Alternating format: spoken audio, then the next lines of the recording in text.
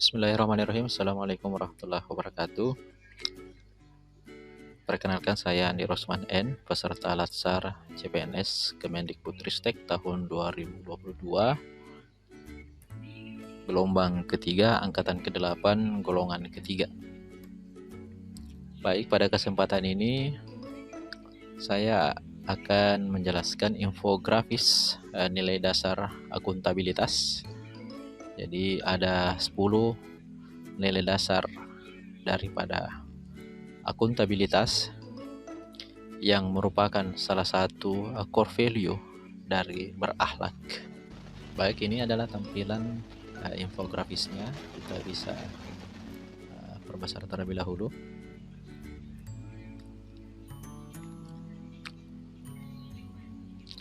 Nah, sebelum kita masuk ke 10 nilai dasar dari akuntabilitas, kita harus pahami dulu apa sih sebenarnya akuntabilitas itu.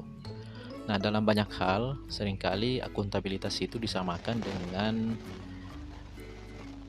responsibilitas, ya, atau tanggung jawab.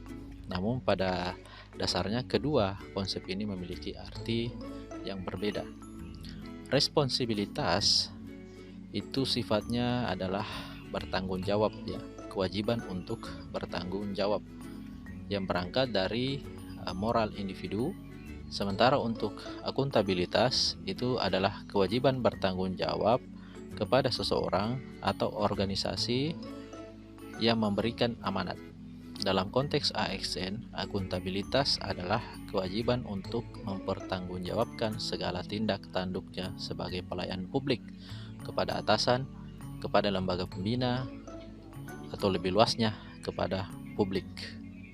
Nah, itu yang dimaksud sebagai akuntabilitas. Nah, untuk 10 nilai dasar dari akuntabilitas, yang pertama adalah kepemimpinan. Jadi untuk nilai kepemimpinan itu adalah satu hal yang menjadi wajib dan memegang peranan penting dalam akuntabilitas.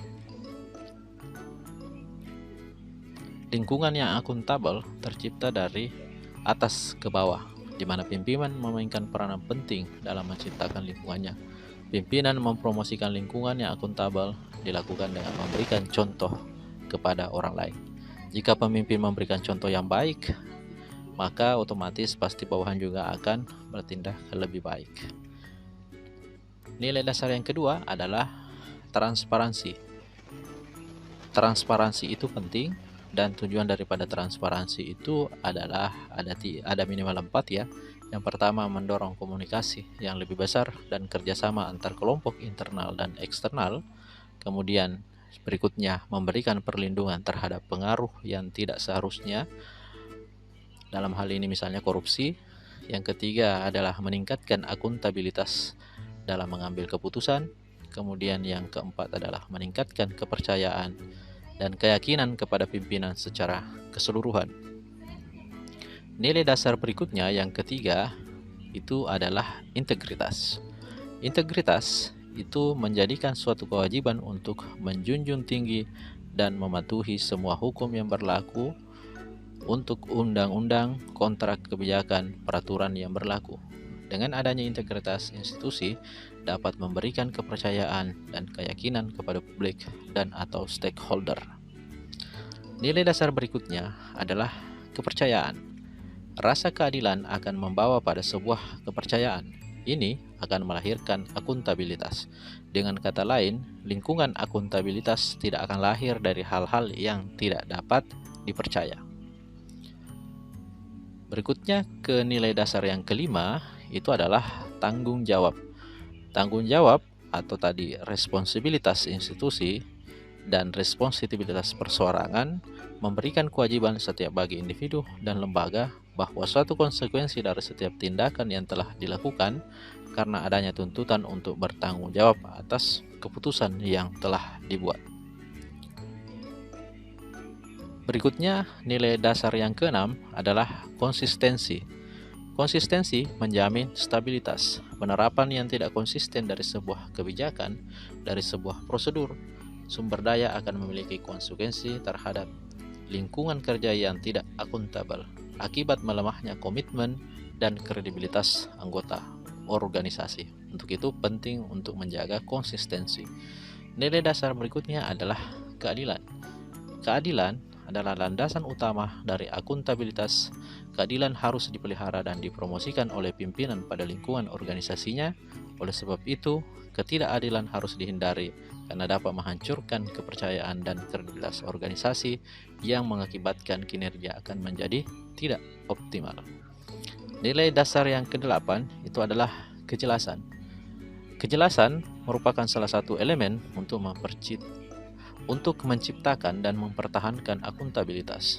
Agar individu dan kelompok dalam melaksanakan wewenang dan tanggung jawabnya, mereka harus memiliki gambaran yang jelas tentang apa yang menjadi tujuan dan hasil yang diharapkan.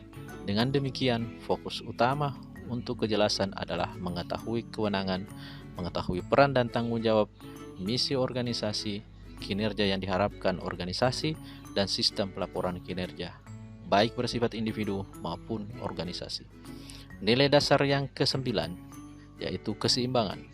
Untuk menciptakan akuntabilitas dalam lingkungan kerja, maka diperlukan adanya keseimbangan antara akuntabilitas, kewenangan, serta harapan dan kapasitas.